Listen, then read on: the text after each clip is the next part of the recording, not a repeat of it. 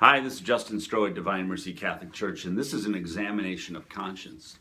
And this is provided in conjunction with another video that we have about our penance fair. So if you haven't had a chance to watch that video, I encourage you to just go and click on the link here in the video and check out that invitation visit. It'll explain our penance fair and more about the sacrament of confession, which is a great healing gift from God. So, but in order to make a good confession, it's important to examine one's conscience properly. It's so easy to just get in there and just kind of talk about the stuff that's on my mind, which isn't a bad thing. But the problem is especially if I haven't gone to confession in a while, I need to make sure that I come prepared. I need to make sure that when I walk in there, that I have a great reverence for the forgiveness of God. See, if I treat the forgiveness of God as if it's something like McDonald's, then that's really not a good thing either. So we don't want to do that. All right, let's talk about the 10 Commandments and help us get our conscience in a place that's informed. First, we need to ask the question, what tells us what's right and wrong? Is it our conscience or is it God? Good question, huh? Well, of course, it's God. God is the one who gave us the 10 Commandments. Our conscience is either well-formed or malformed. Malformed conscience can guide a whole culture into disaster. Take a look at Nazi Germany. Malformed conscience. They believed in reason over God. They thought their practicality was more important than doing the right thing for people and then creating people as such subclasses. That's a real problem that can even happen even in our culture today. It's happening when we talk about, for example, the unborn. So let's talk about the commandments themselves and how God wants to form our conscience so that we can be people of peace, justice, love, and most important, mercy. So, what's the first commandment? I am the Lord your God. You shall have no other gods besides me. Now, God is not some egomaniac who wants everybody in the world in love with him. That's not God. God gave us this commandment because the best thing for us is to keep number one, number one. We need to place God as number one in our life. And when we do, what happens is we experience his provision in our life. We experience how God works in and through creation and how he orders that creation for our own good. What's the best way for me to keep God number one in my life? Well, first of all, go to Mass every Sunday. And going to Mass every Sunday, what I'm doing is I'm saying, God, you have the principal place in my life. I'm putting aside the first hours of my week for you. And also, we can place God first in our finances. So I take a look at my money when I get paid, and I say, all right, I'm going to put a top percent of my wage earning, 10% would be a tradition, which is a very healthy one, to say that goes to God. I'm going to give that either to my parish or to other charities. We recommend you give 5% to your parish life because it's your local community, and then 5% to other charities and or your school, and so that you're enabling the building up of the body of Christ. See, what this does is this automatically repairs for damage done to the community when we are generous like this. And so the first commandment, if you keep the first commandment, what happens is it orders everything in my life, so the last 9 commandments are a breeze. So first commandment, I am the Lord your God. Are there other things that I've placed before God in my life? Is it sports? Maybe I've placed my homework before God. Maybe my work. Maybe my commute, my me time. Maybe it's maybe it's my technology. Perhaps I spend a lot of time watching TV, but I never pray. All of these are different ways that we have idols. Now, we often think of the first commandment, we think of that great golden calf that the Israelites created out in the desert. And yes, that was a real idol, but it's a symbol of the idols that I've been describing. So if I'm preferring sleep over God on a Sunday morning, or I'm preferring hunting over Mass, then I know that I have an idol. A great way to come to know one's idols is through prayer. So when I'm praying, if there's something I'm constantly thinking about or distracted by when I'm praying, that's my idol. So what I do is I take that distraction and I offer that to Jesus' Sacred Heart. I just say to him, Jesus, through the Immaculate Heart of your mother, I give you this idol. It's not mine. I don't want this over you. I want you. That's the way to kind of repair for that. I'm going to spend more time on this particular commandment right now because if you get this one right, everything else is a cinch. So what are some of the ways that we can break the first commandment? In our time. How much time am I spending on things that orientate my life toward God? In my talents, in the things that God has gifted me to do. Maybe you're gifted with music, art, study, or academics in general. Maybe you're great at computer science. These are gifts, these are talents from God. What do I use these talents for? Do I use them in any way, shape, or form to help promote God so that other people can be led toward God? That's also an area that sometimes it's not necessarily a sin that we commit. It's a sin, it's something that we omit. In other words, we don't do it. And that's a sin too. So time, talent, and then we already talked about treasure. All right, second commandment. So the Lord's name is holy. So he says, keep his name holy. Now, I don't know about you, but on television constantly I'm hearing people use God's name. And while it might not be like in a swear, it's using it kind of casually. So I want you to think about this like this. Let's say somebody's using, my name in vain. Now, not that I mind, but I'm just saying, just for the sake of example.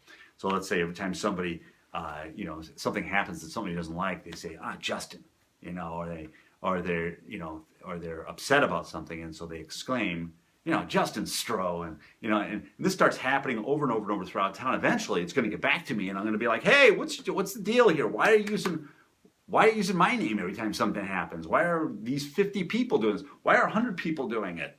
Imagine God, whose name is being used like that by millions of people, asking, why is my name being used this way? God, who deserves all of our gratitude and all of our thanks, is getting nothing through that. So it really does bring down our own dignity when we do this. See, for God, again, we can't offend God to the point where he's like, oh, I'm no longer God. No. What happens is it really wounds us. And then that is really what wounds God. See, God is mostly concerned about our own happiness. He wants us to be with him forever in heaven. So if I've been using God's name in vain, and if I've been blowing Mass off on Sunday, and if I've been putting other things before God, I need to bring that to the confessional. Those are serious sins. I need to come before God and just lay it all down before him and ask for his forgiveness and his mercy. Third commandment, keep holy the Sabbath. Now, we already talked about this a little bit. What are some other ways that we can keep holy the Sabbath, though? Of course, going to Mass, as we mentioned. That's number one. If I'm not doing that, I got to take care of that. That's got to be number one. Other ways that I keep holy the Sabbath are spending time with my family that honors God. Praying together as a family outside the church, in your home. Perhaps you've got an altar at your home. Maybe you don't. Maybe you need to set one up. That would be going back to the first commandment. Have some place dedicated in your home toward God so that your whole family knows and that guests know when they walk in, they say, God matters to you. You say, yeah, that's right. And I'm not afraid to stand up for that, right? See, all of these things fit in these first three commandments. The first three commandments are totally orientated with, help us orientate in our relationship with God and keep God in our life and bring order to the rest of the world. That's what your mission is, by the way. Did you know that? Is to help bring the order to the entire world through the mercy of God.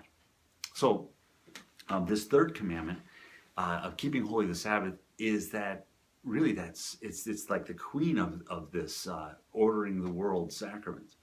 Or commandment.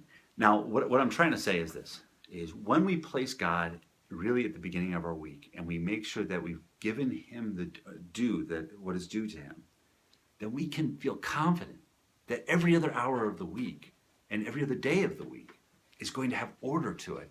Even if things get screwy, we're going to be able to go look back and go, well, I got that one down, right? So that helps us be at peace as well. All right, there's a lot more that one could say about the first three commandments, but that's the main thing we need to know. So if I've struggled with any of that, bring it to the confessional. Let's not put it off, all right? Let's get in there and let's take some real action because God is ready to forgive. He's ready to forgive it all. Fourth commandment, honor your father and mother. Now I'm going to speak directly to children and then to adults. Children, you need to obey your parents. Your parents have been placed there by God. Yeah, but what if my parents are, wrong? What if my parents are mean? That's a question that I hear from young people sometimes. Well, first of all, if your parents are being mean, there's either one or two things are happening. Either they're really being mean or they're not, and you're perceiving them to be mean because you just don't like what they've asked you to do. So, first of all, figure that out. Second of all, if a parent is doing something to me that they shouldn't be doing to me, then I need to talk to them about that. And if they won't listen to me, and if it's something that is really against the law, then I need to go talk to somebody else about it. And I need to bring it to somebody else's attention. In fact, if there's any adult in your life, especially people in authority, that are doing anything to you, whether it's sexual abuse, verbal abuse, or physical abuse, you need to talk to another adult about it. Because you don't want to be, you shouldn't be abused. God doesn't want you to be abused. Okay, let's look on the other side of that. I shouldn't abuse my parents. My parents have been good to me.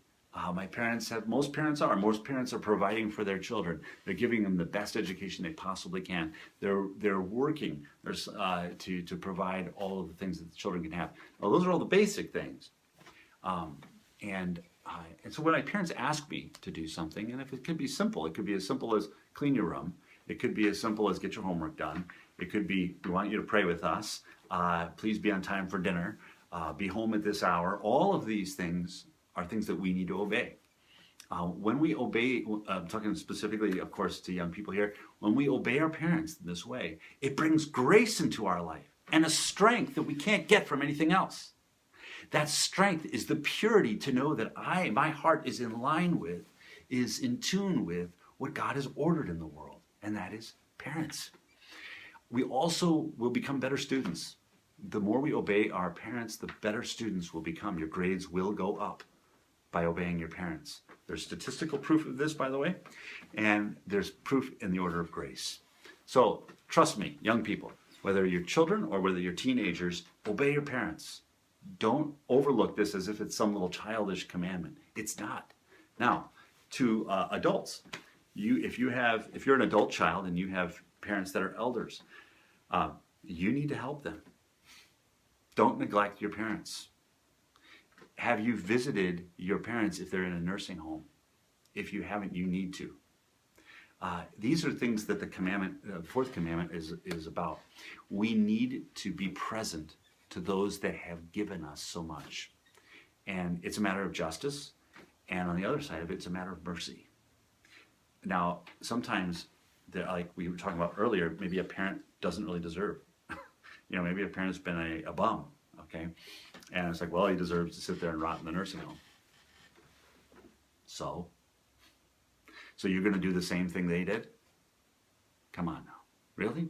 So what I need to do is recognize what the law of God is ordering my life to bring me toward that happiness that I so want. And he wants that for them too. We need to be merciful. Jesus said, forgive, and you will be forgiven. So if I'm unwilling to be good toward my parents because I'm angry at them or I hate them, then what I'm doing is I'm perpetuating the same exact problem. I'm becoming the same thing. We don't want to do that. We want to be like Jesus Christ, who is filled with all sorts of mercy and love for those that are struggling, and that's you and me. So we can say that prayer at the bottom of this picture, Jesus, I trust in you. And that way we can bet on hope, and it's backwards in the video, but you get the point. Bet on hope, the hope that is Jesus Christ himself. Fourth commandment, honor your father and mother. And if you do, there's a promise that comes along with it. God will give you a long life in the land that he wants you to live in. Sounds good. Is that land here? Might be. But for sure, it's the land that goes on forever. The fields that go on forever in heaven. That's where he wants us all to be. And to be honest with you, that's where we're all going to be a lot longer, eternity, than here. 80 years at most, right? 80, 90, if things go well. Okay, fifth commandment, thou shalt not kill. Okay, I'm going to suspect that most people that are watching this video have never killed anybody. But it's possible, you never know. If you have, it's a serious sin. You need to turn yourself in. That's for the record. If you haven't, but perhaps you've been killing people through gossip. Maybe you like to talk about other people all the time. Maybe you're complaining, and then that complaint turns into, detraction. In other words, bringing somebody's reputation down, killing their reputation. That's serious sin. I need to go to confession if I'm doing that. Kneel and say it. I'll accuse myself of that in the sacrament. By the way, that's what we do in confession. We accuse ourselves. See, the evil one who tempts us into all of these bad things wants to accuse us for the sake of pushing us down into more sin. But when we go to the sacrament of confession and we take onus and responsibility and we accuse ourselves, what happens is then we avail ourselves to the mercy of God, who lifts the sin off of us, the chains off of us, and frees us from those sins. That's what's available even to folks that murder. If I have drove somebody to an abortion clinic, or if I have had an abortion, or I've encouraged somebody to have an abortion, or they told me they were going to have an abortion and I didn't say anything about it, I need to confess that. Because that sin, that's a serious sin, it's murder, is holding me down. Now, here's the funky thing. In our culture today, abortion is not considered a punishable crime. So we don't really think of it as murder. And murder is, of course, is a term that gets used different in the legal world, so I'm aware of that. But I want to just kind of highlight the importance of realizing that when we have an abortion, that we are taking the life of another person. Because it's easy to look over this because we think of it as a medical procedure. In reality, while there might be a medical procedure going on, there is also the terminating of a life going on. And abortionists know this. If you're an abortionist, it's time to turn to God. Don't keep going down this road. The Lord has something far greater for you. Turn to the mercy of God. And by the way, the people of God are ready to be merciful to you and love you. If you're a person that's had an abortion, the church loves you. The church does not despise you. What ought we all hate? Sin. We are not called to hate each other. And so, return to God. Return to God. It's interesting because sometimes what happens is because we neglect developing our conscience, sometimes when we begin to develop our conscience, we begin to feel a little bit like, I don't know, it sounds kind of crazy. There's two things that are going on there. Number one, our own intellect is trying to acclimate. And number two, the evil one is trying to keep us from doing this. And he's trying to keep us from doing this discouraged by discouragement because he doesn't want us to be free. He wants to persecute us. He wants to vex us. He wants us to feel under his thumb, his prison. God, on the other hand, Jesus Christ, is the great liberator who sets us free and gives us a great hope. A hope that goes beyond this world. See, while hope can be used as a political slogan, more importantly and way higher than that is the hope that's orientated into eternity. That's actual virtue. That leads us into our higher calling, our vocation of life. So I want to encourage you, if you've struggled with anyway with gossip or with abortion or murder or any of these, to really make a good confession. And don't be afraid to go. Just go. Go, trust me. God is ready to forgive you. Sixth commandment is, thou shalt not commit adultery. Now this commandment goes along with the ninth commandment, so I'm going to cover these together. All right. The sixth commandment, thou shalt not commit adultery, is about marital faithfulness. And so is the ninth commandment. So the ninth commandment is, I will not covet my neighbor's wife or my neighbor's spouse. Him or her, okay? And then here with adultery is similar, except in this commandment, what's happened is that now at this point, the person has already acted on it, perhaps. God wants us to be pure in our hearts and our desire for him and for other people. And if I'm attracted to somebody else, and I act on that attraction, and I have no right to act on that attraction, then I'm falling into a sin. That sin can either be before marriage or while I'm married. So, by the way, teens, if you're watching this video, marriage is not a license for sexual behavior, okay?